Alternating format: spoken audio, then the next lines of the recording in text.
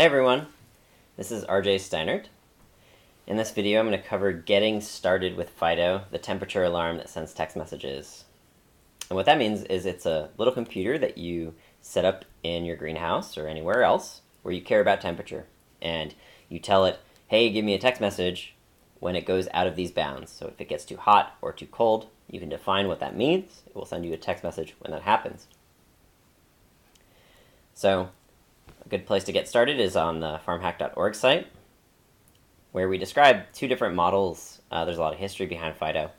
We started off with this Fido cellular model, which talks to the cell phone networks, and it requires soldering. And recently we've been working on something called Fido Wi-Fi that is plug and play, and a Raspberry Pi project. A lot of people are familiar with Raspberry Pi. It's pretty approachable for a programmable computer. Has a nice user interface and all that stuff. And it works with Wi-Fi as opposed to cellular networks.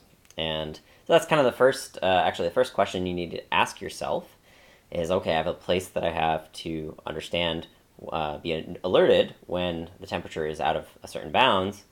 Do I have Wi-Fi there or do I have cellular? And a lot of times you won't have Wi-Fi there, and so cellular is a good option. But you may not have the soldering skills required to build this. And so that's one nice thing about the Wi-Fi option. And it's getting easier to extend Wi-Fi using things like Wi-Fi bridges.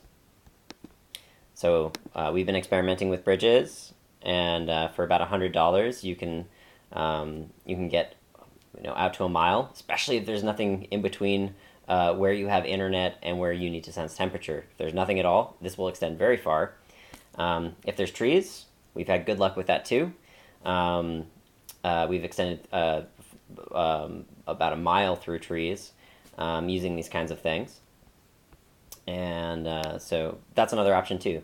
Another consideration when deciding whether you want to go with Wi-Fi or cellular is, do you have power where you want to, hardline power where you want to install or where you want to sense these temperatures?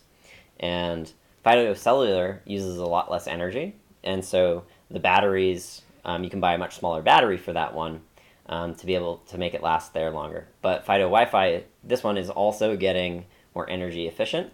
So we're now using the Raspberry Pi Zero, and for a $70 battery will last about a week.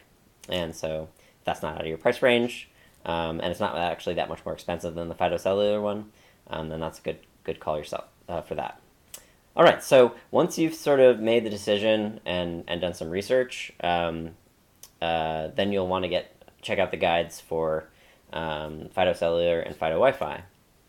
And in this video, we're going to cover building a Fido Wi-Fi. And so we're going to start with clicking check out this guide. And here we are on the README for Fido. This is on GitHub. There's lots of documentation for different software projects, and also the software is often hosted there. And so we're hosting the software and documentation for this on GitHub.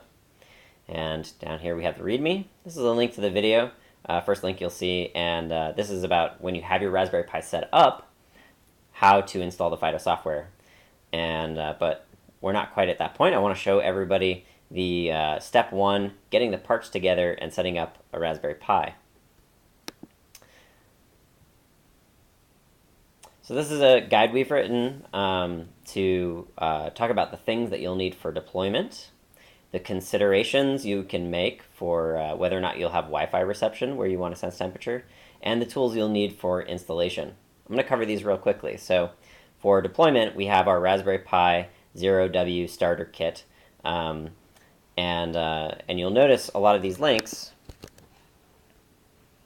are from this place called Micro Center. They have great prices. Not in any way sponsored by them or have any association with them, but one, they have good prices, and two, it's also going to save you from having to order from a lot of different places and thus rack up a lot of shipping and handling fees. So the starter kit is great because it comes with a power supply and a micro to USB adapter. Well, you'll see as you start to snap these things together, like, oh yeah, these fits fits together better with these little parts. These things are really clutch when you're trying to, for example, plug in a standard USB keyboard, which you'll need to configure your Raspberry Pi.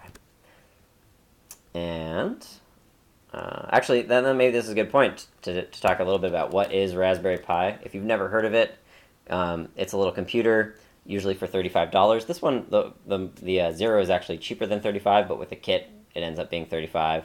And it's used a lot for education, but we're also using it a lot for environmental monitoring. And it's a computer just like you used to buy, where you have to plug it into a monitor and a keyboard and everything. So yeah, that's Raspberry Pi. And so the things that you'll need to get started with Raspberry Pi, again, you can look at all the documentation on here, but I've put together my recommended part lists for this Raspberry Pi project. So you'll need a case, you'll need a memory card, you'll need a special connector, and lastly, one of the most important parts here is you'll need a USB sensor. And so this is the sensor that works with this tutorial. And it's the only sensor we currently support. And it's the reason being there's other USB sensors out there that are plug and play and they're great. But we've had bad luck with them with software support in the past. They'll come out with a new model and suddenly the software that we had built won't work with it anymore, and it's a real pain.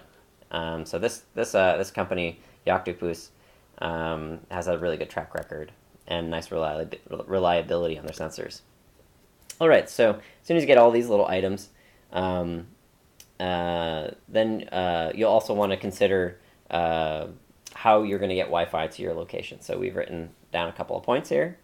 If the Raspberry Pi comes with Wi-Fi built in, so if you're trying to sense temperature and it's really close to where you have Wi-Fi already, then you probably won't need anything else. But likely this will be a little farther away. So in order, these are sort of the different options that you can try to get Wi-Fi into those locations. And so we start with just adding a new Wi-Fi USB dongle to this, and this is going to have longer range than what's built into the Raspberry Pi.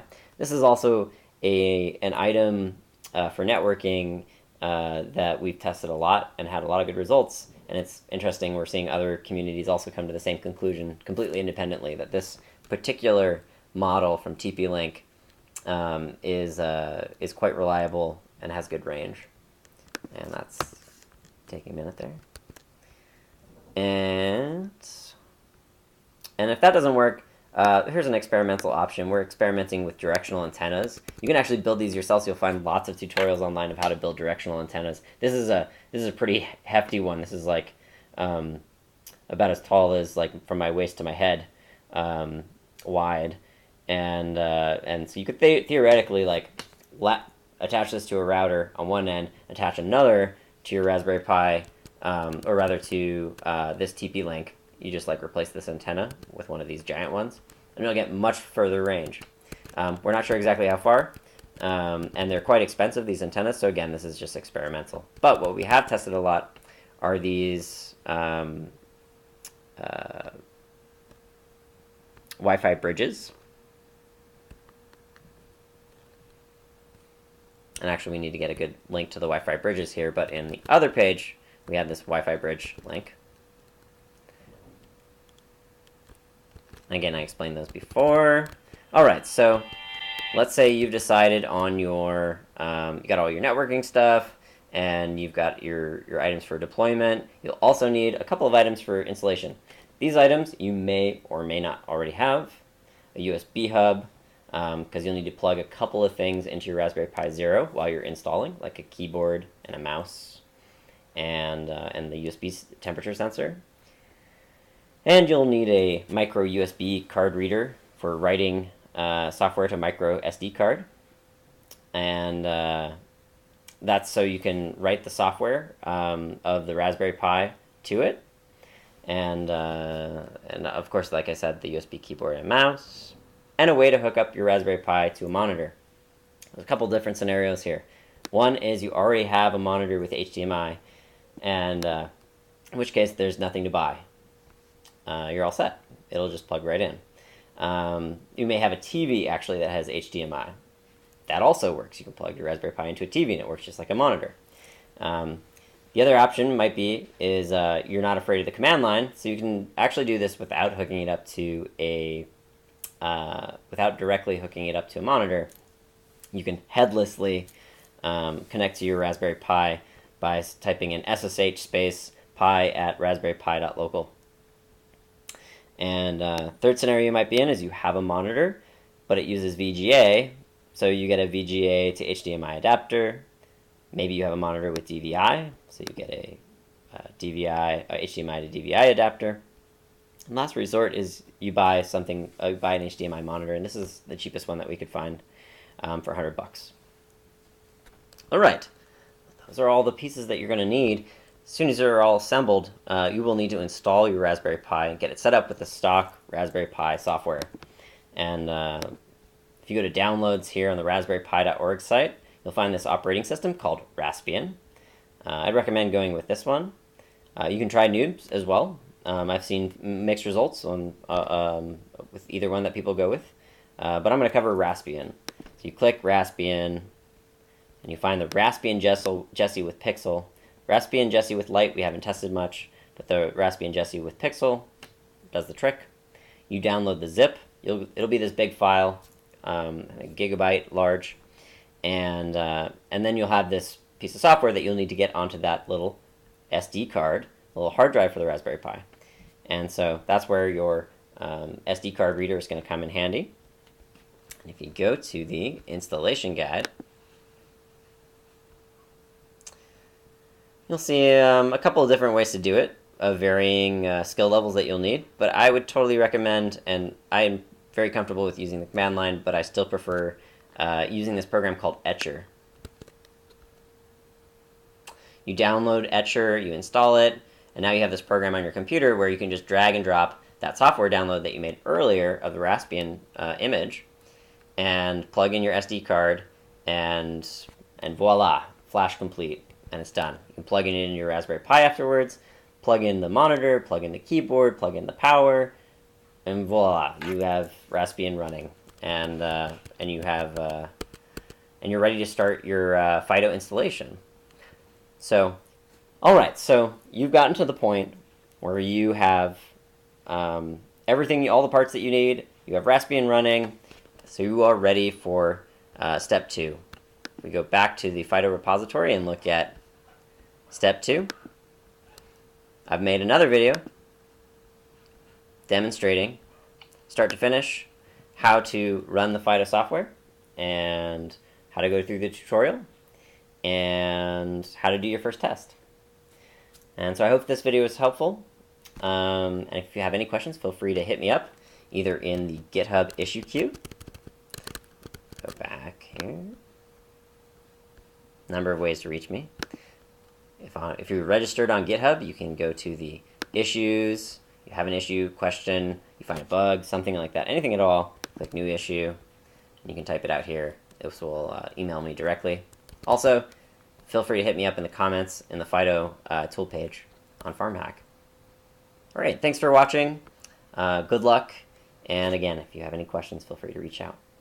Have a good day. Bye now.